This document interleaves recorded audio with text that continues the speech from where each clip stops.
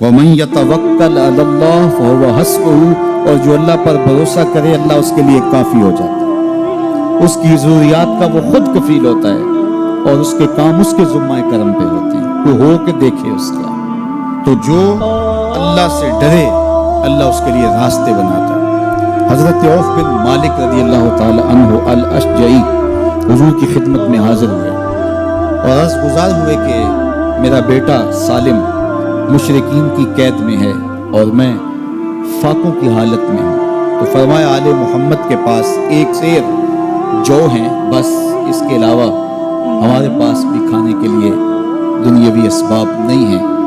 کہا صبر کرو اور اللہ سے ڈرو اور لا حول ولا قوت الا باللہ کثرت کے ساتھ پڑھو۔ یہ ایسا وظیفہ ہے، ایک حدیث پاک میں آتا ہے کہ یہ 99 بیماریوں کا علاج ہے، اس میں سب سے کم درجے کی بیماری ہم اور غم ہے، یہ دکھوں کا مداوع ہے، مشکلات کا علاج ہے، اور یہ وظیفہ میرے حضور نے بتایا۔ حضرت ابو ذر غفاری رضی اللہ تعالیٰ عنہ کو حضور نے 5 چیزیں بتائی تھی، ان میں سے 5ویں چیز یہ تھی کہ ابو ذر کثرت کے ساتھ لا حول ولا قوت الا باللہ پڑھا کرو۔ فرمایا عرش الہی کے نیچے ایک خاص خزانہ ہے، یہ وظیفہ وہاں سے آیا ہے۔ یہ زندگی میں معمول بنا لو، جب پھنس جاؤ مشکلات میں آ جاؤ تو لا حول ولا قوت الا باللہ پڑھو، اللہ راستے کھولے گا۔ تو حضور نے 3 چیزیں فرمائی، اللہ سے ڈرو، صبر کرو اور کثرت کے ساتھ لا حول ولا قوت الا باللہ پڑھو۔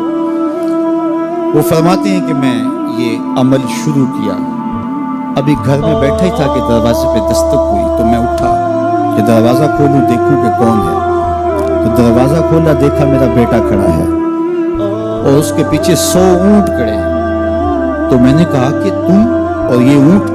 کہا مجھے موقع لگ گیا، میں ان کی قید سے بھاگ آیا اور آتے آتے ان کے 100 اونٹ بھی ہانک لایا ہوں۔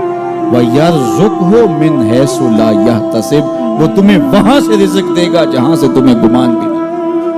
اس کے ہو کے تو دیکھو، اللہ اکبر، اللہ کے ہو جاؤ تو پھر وہ تمہاری ضرورتوں کا کفیل ہو جائے گا۔ فرمایا حضرت عبداللہ ابن مسعود رضی اللہ تعالیٰ عنہ نے کہ کسی شخص کو فقر و فاقہ آ جائے تو وہ لوگوں کو بتائے کہ میں آج کل بڑے مشکل حالات میں ہوں، ہر وقت لوگوں کو بتاتا رہے تو اس کی مشکل بڑھے گی، اس کی مشکلیں آسان نہیں ہوں گی اس طرح۔ اور اگر وہ اپنی اس مشکل کو کسی سے شیئر نہ کرے بلکہ مصلی بچھا کے اپنے رب سے کہے کہ مالک فقر و فاقہ آ گیا ہے اور اس کا علاج تیرے پاس ہے، اس مرض کا مداوع تیرے پاس ہے۔ تو حضرت عبداللہ ابن مسعود فرماتے ہیں کہ رسول کریم نے فرمایا جلد یا بدیر اللہ اس کو مالا مال فرما دے۔ یہ بھی کبھی کر کے دیکھو، مشکل آ جائے، فاقہ آ جائے، مصیبت آ جائے، کسی سے نہ کہو، صرف اپنے رب سے کہو، پھر دیکھنا اس کی کرم نوازیوں کا می کیسے برستا ہے۔ فرمایا اللہ پر بھروسہ کرنے کا جو حق ہے اگر وہ تم ادا کر دو، وہ تمہیں ایسے رزق عطا کرے جیسے پرندوں کو عطا کرتے۔ ہم تو دکان پہ جانا ہوتا ہے، فیکٹری میں جانا ہوتا ہے، ہم اپنے کاروبار پہ جانا ہوتا ہے، نوکری پہ جانا ہوتا ہے، مزدوری پہ جانا ہوتا ہے، ہمیں پتہ ہے کہاں آج صبح جانا ہے، لیکن پرندوں کو کوئی پتہ نہیں ہوتا کہاں جانا ہے، راس المال بھی نہیں ہوتا، لیکن صبح نکلتے ہیں، شام کو کبھی بھی خالی پیٹ نہیں آئے۔ بن توکل پنچھی اڑ دے، خرچ نہ پلے زیرا ہو۔ گھر سے خالی پیٹ نکلتے ہیں، جب واپس آتے ہیں تو پیٹ بھرے ہوئے ہوتے ہیں، اور پھر جو ان کی ضرورت ہوتی ہے اللہ وہ ساری ضرورتیں پوری کرتا ہے، جو ضرورت ان کی ہوتی ہے۔ یہ شیر کتنا گوشت کھاتا ہے اللہ روز اسے دیتا ہے، یہ ہنس روزانہ سچے موتی کھاتے ہیں، اور آپ مارکیٹ میں لینے جائیں لاکھوں روپے لگا کے تولے ماشے کے حساب سے آپ خریدتے ہیں، پھر بھی آپ کو یقین نہیں ہوتا کہ یہ سچے ہیں یا 2 نمبر ہیں۔ اور ہنس دنیا پہ کروڑوں جانور پائے جاتے ہیں، روز کھاتے ہیں، صبح بھی، شام بھی، دوپہر بھی، پیٹ بھر کے کھاتے ہیں، اللہ روز انہیں عطا کرتا ہے۔ کہا اس پہ بھروسہ تو کر کے دیکھو، وہ تمہاری ضرورتوں کا کفیل ہوگا، اس پہ بھروسہ کرو گے وہ تمہیں وہاں سے دے گا جہاں تجھے گمان بھی نہیں ہوگا۔ ارشاد فرمایا جو اللہ سے ڈرے اللہ اس کے لیے راستے کھول دیتا ہے، اور اللہ اس کو وہاں سے دیتا ہے جہاں سے اسے گمان بھی نہیں ہوتا۔ حضور نبی رحمت صلی اللہ علیہ وسلم نے ارشاد فرمایا 4 اشخاص ایسے ہیں جن کو جنت میں جانے سے کوئی چیز نہیں روک سکتی، اور فرمایا اگر لوگوں کے سست پڑ جانے کا اندیشہ نہ ہو تو اے عمر میں تجھ کو کہوں کہ یہ بات گلی اور بازاروں میں لوگوں کو بتا دو۔ اور پھر حضور نے ان 4 اشخاص کا تذکرہ کیا۔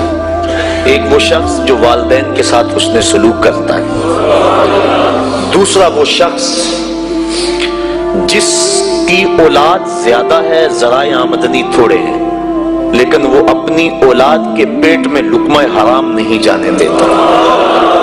جب ذرائع آمدنی زیادہ ہوں اور پھر حرام سے بچنا یہ بھی بہت بڑی سعادت ہے، لیکن جب ذرائع آمدنی بھی تھوڑے ہوں اور اولاد بھی زیادہ ہو تو پھر حرام سے بچنا یہ بڑا مشکل اور آزمائش کا مرحلہ ہوتا ہے۔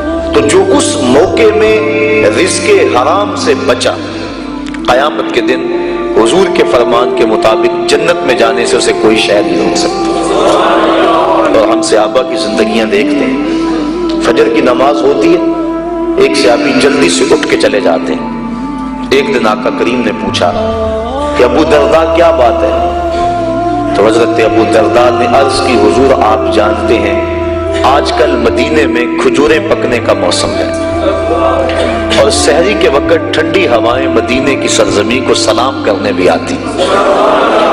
میرے ہمسائے کے صحن میں ایک اونچا لمبا درخت ہے کھجور کا جس کا جھکاؤ میرے گھر کی سمت ہے، اور جب ہوا چلتی ہے تو اس سے کھجوریں ٹوٹ کے میرے ویڑے میں گر پڑتی ہیں۔ میں جلدی جلدی اس لیے چلا جاتا ہوں کہ بچوں کے اٹھنے سے قبل وہ کھجوریں اٹھا کے ان کے گھر میں پھینک لوں، کہیں ایسا نہ ہو کہ میرا بچہ کوئی کھجور اٹھا کے اپنے منہ میں ڈال لے۔ یہ صحابہ کا مزاج۔ اور ہماری سڑک سے گنے کی ٹرالی گزر کر تو دیکھیں، ہم بچے کو شاباش دیتے ہیں کہ بڑا دلیر نکلا ہے۔ جس کو آج آپ حوصلہ افزائی کر رہے ہیں کل بڑا ہو کے ڈاکو بنے گا، کل بڑا ہو کے راہزن اور لٹیرا بنے گا۔ اولاد کی تربیت کے باب میں یہ بات ہے کہ اگر وہ گناہ کا ارتکاب بچپن میں بھی کرتے ہیں تو ان کی وہاں حوصلہ شکنی کی جائے تاکہ ان کے دل میں گناہ سے نفرت پیدا ہو جائے۔ تو حضرت ابو درداء نے عرض کی حضور میں اس لیے جلدی چلا جاتا ہوں کہ ہمسائے کے گھر سے جو کھجور کا درخت ہماری سمت چکا ہوا ہے اس کی کھجوریں جو گرتی ہیں میں ان کو اٹھا کے ان کے صحن میں پھینک دوں تاکہ کہ میرا بچہ وہ کھجور اپنے اندر نہ لے لے۔ اور آپ جانتے ہیں کہ حضرت امام حسین رضی اللہ تعالیٰ عنہ مسجد نبوی میں آئے، صدقے کی کھجوروں کا ڈھیر لگا ہوا تھا، بچے تھے، ایک کھجور اٹھا کے انہوں نے اپنے منہ میں ڈال لی۔ تو آقا کریم صلی اللہ علیہ وسلم تیزی سے آگے بڑھے اور ان کے حلق میں انگلی ڈال کر حضور نے کہا کہ اس کو نکالو باہر اور اندر سے کھجور باہر نکلوا دیں۔ میں اور آپ اپنے رزق پر اگر غور کر لیں اور اپنے رزق کی حلت کا سامان کر لیں تو عبادت کی لذت نصیب ہو جائے۔ تیسرا وہ شخص کہ جس نے ایسی سچی توبہ کی کہ دوبارہ گناہ کی طرف جانا اتنا مشکل ہے جس طرح تھن سے نکلا ہوا دودھ دوبارہ اندر نہیں جا سکتا۔ اور چوتھی وہ عورت جس نے اپنی ساری محبتیں اپنے خامد پہ نچھاور کر دی اور اس حال میں مری کہ اس کا خامد اس پہ راضی تھا، اس کو جنت میں جانے سے کوئی چیز نہیں روکی۔